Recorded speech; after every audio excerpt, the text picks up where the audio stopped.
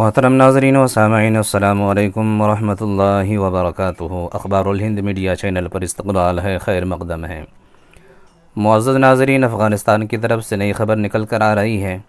عالم اسلام کے مشہور و معروف شخصیت شیخ الاسلام حضرت مفتی محمد تقی عثمانی صاحب نے طالبان کے بارے میں بہترین تبصرہ فرمایا۔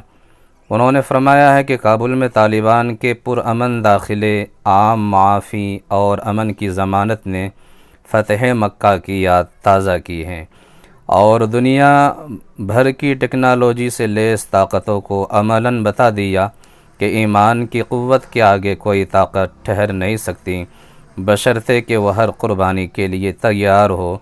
کاش ہم اور عالم اسلام اس معجزے سے سبق لیں۔ اسی طرح سے معزز ناظرین، گزشتہ روز کابل کے شاہراہ پر ٹریفک جام کا منظر، طالبان رہنماؤں نے عوام کو پرسکون اور بے خوف رہنے کا مشورہ دیا ہے، ویڈیو میں آپ دیکھ سکتے ہیں۔ اسی طرح سے اور ایک ویڈیو میں آپ دیکھ سکتے ہیں کہ طالبان ہیلی کاپٹر پر ہرات سے گزر رہے ہیں۔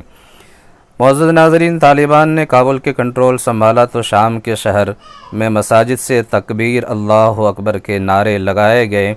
طالبان کی فتح امت کے لیے خوشخبری ہے، یہ بات ایک شامی شہری نے اپنی ویڈیو کے ذریعے سے بتایا ہے۔ ویڈیو آپ دیکھیں اور اپنے تبصروں سے کمنٹ کے ذریعے سے اظہار خیال۔ السلام علیکم۔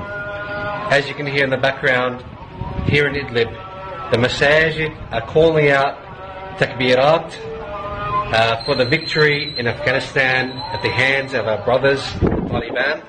The atmosphere here, the environment, the morale of the Muslimin is up in the skies.